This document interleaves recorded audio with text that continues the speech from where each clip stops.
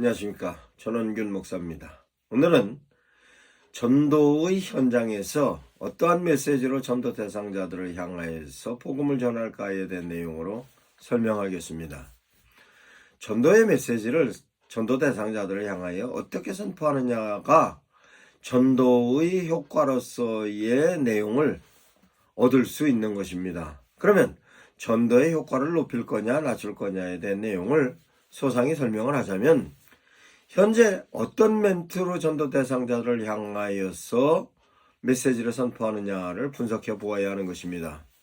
그런데 대다수의 전도 멘트가 보면은 교리적인 내용으로 제시하는 경우가 대다수입니다. 그러면 교리적인 멘트로 접근을 하였을 때 전도 대상자가 어떻게 이해하느냐에 대한 내용을 설명을 하겠습니다.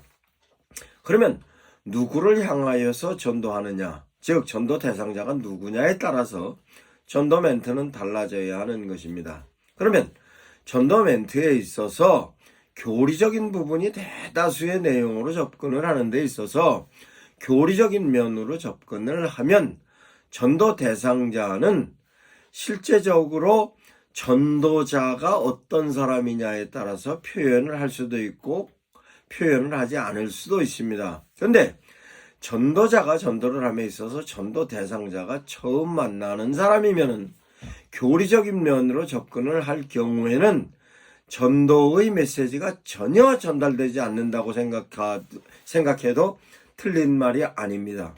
그러면 처음 보는 사람을 향하여서 접근하는 데 대한 내용으로서의 전도의 메시지는 어디에서 누구에게 전도하느냐에 대하여서 실제적으로 제가 전도 대상자를 타겟팅하는 데 대한 내용으로 처음 만나는 사람보다는 지속적으로 만날 수 있는 사람을 전도 대상자로 정하라. 그러면 전도 대상자에 있어서 내 주위에 있는 사람을 전도 대상자로 정해라.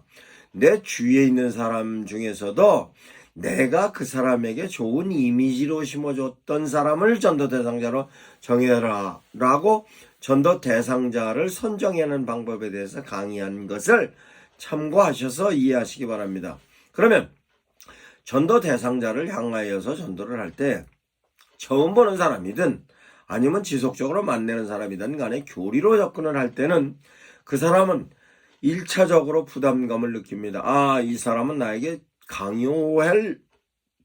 강요로 전도 메시지를 전할 사람이구나 라고 생각하면 사람은 누구든 그 강요의 메시지를 듣기 시작하면 그 부분에 있어서 방어 본능으로 받아들이는 것입니다.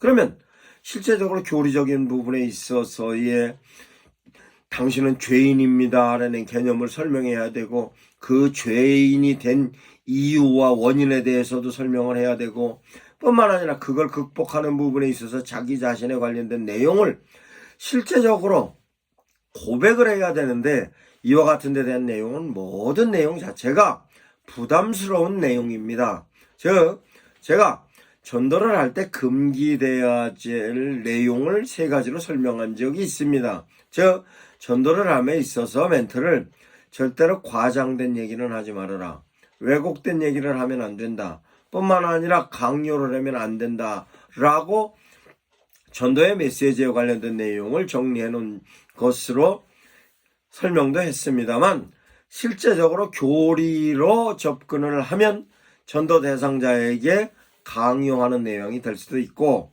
뿐만 아니라 전도 대상자가 생각하기에는 처녀로 잉태했든, 뿐만 아니라 십자가에 죽었다가 부활했든, 아니면 성경에 있어서의 내용을 그 사람에게 효과적으로 설명을 하는 데 있어서의 내용이 그 사람이 듣기에는 실제적으로 과장된 내용과 왜곡된 내용으로 들을 수 있는 것입니다.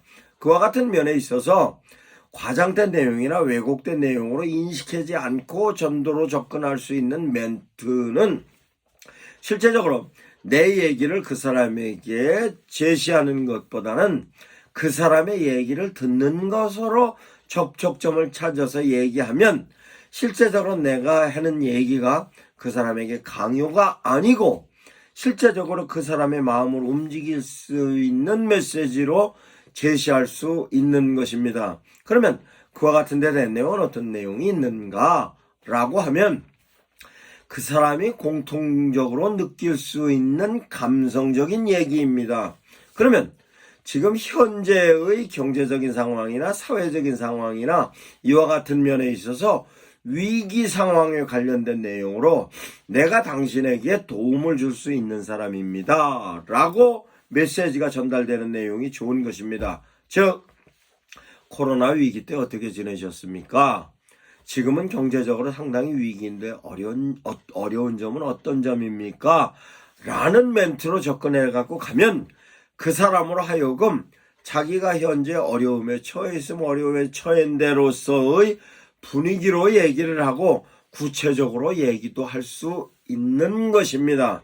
그와 같은 내용으로 상대방에게 접근을 하고 그 접근을 하는 내용이 실제적으로 처음 만나는 사람이든 내 주변에 있는 사람이든 간에 실제적으로 당신이 당하는 어려움에 대해서 내가 함께 그 어려움에 관련된 얘기를 위로해 줄 수 있는 사람입니다.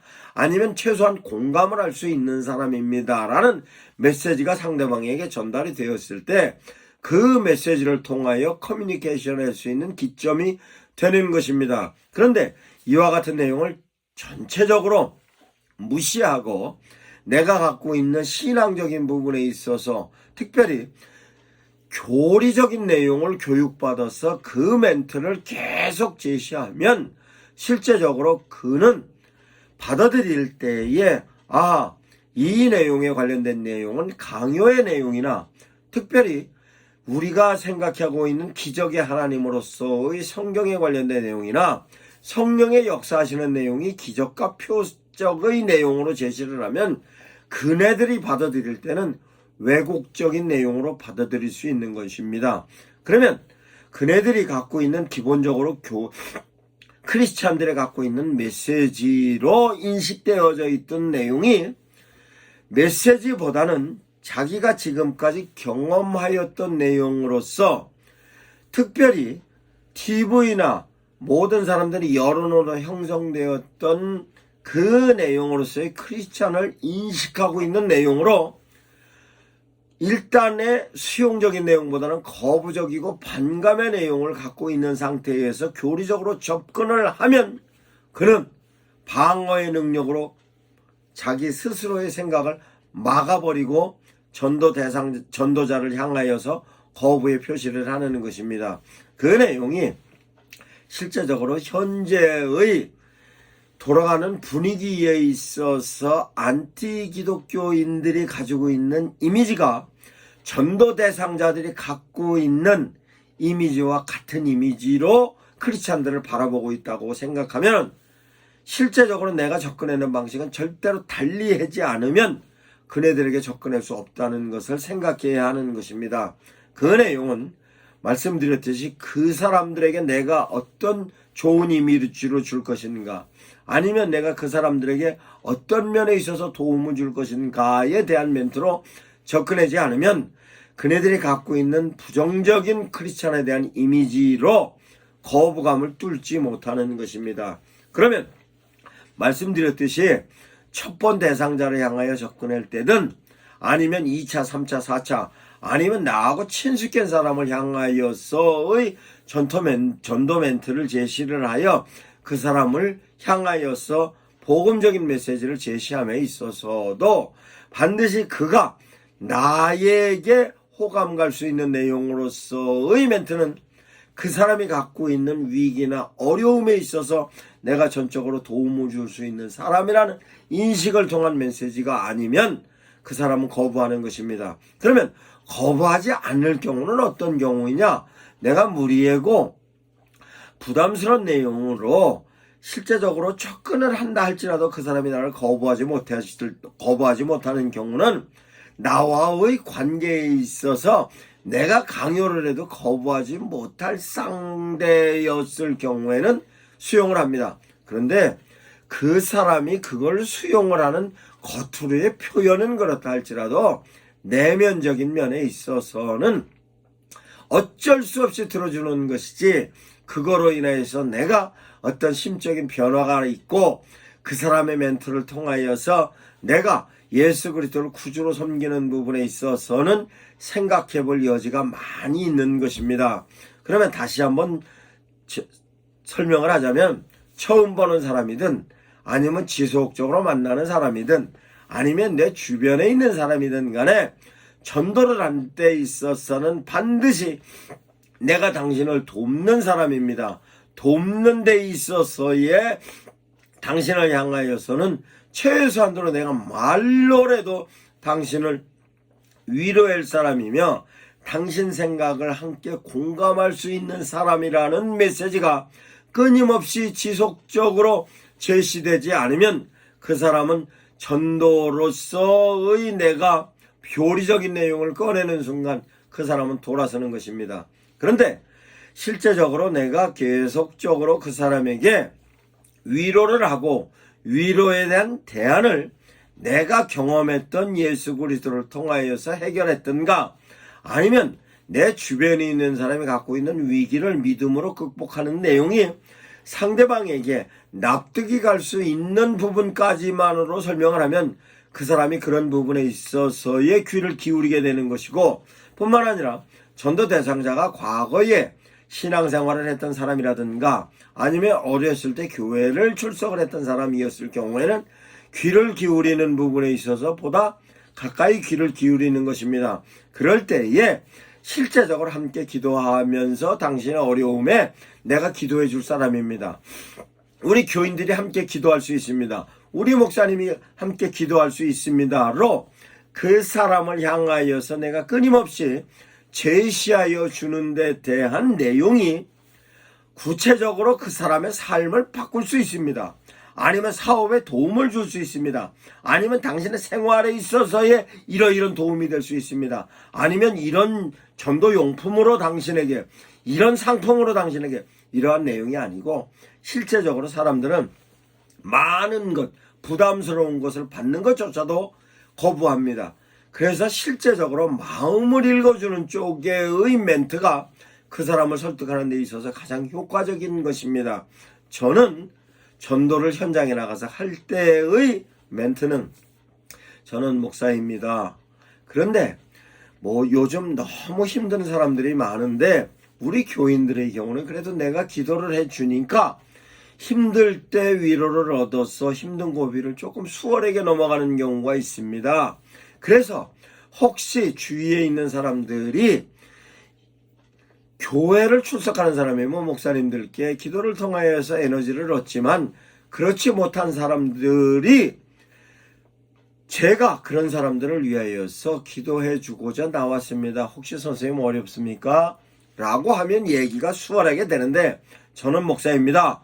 목사로서 제가 제시할 수 있는 멘트는 하나님은 우리를 창조하셨습니다. 창조하셨는데 우리가 하나님께 대적함으로 말미암아 우리가 하나님과 원수된 관계를 예수 그리스도가 우리를 위해서 죽으셨습니다. 그래서 우리는 하나님과 관계를 회복할 수 있는 분으로 그분을 구주로 모시고 영접해야 우리는 하나님께 도움을 받을 수 있습니다. 라고 접근을 하면 절대적으로 그런 부분에 있어서 목사이기 때문에 들어줄까는 몰라도 그렇게 해서 성공한 예는 없습니다.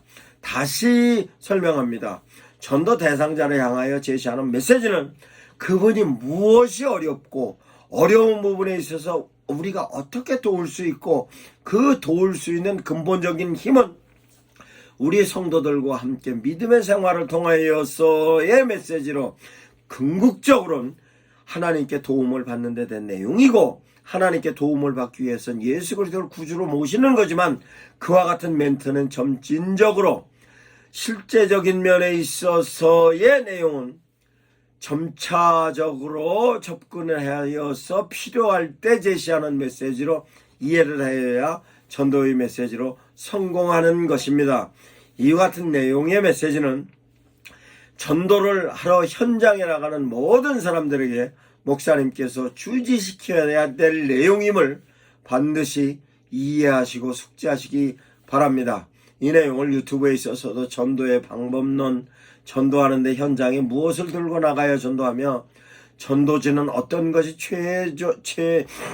효과가 좋은 메시지인지에 관련된 내용을 혼자 나가서 전도하는 게 효과적인지, 둘이 나가는 것이, 아니면 뭐 목사와 성도와 같이 나가니, 이와 같은 모든 내용을 유튜브에 제가 전도에 대한 내용으로 정리를 해 놓았습니다. 목사님들께서 활용해 보시기 바랍니다. 전원균 목사였습니다.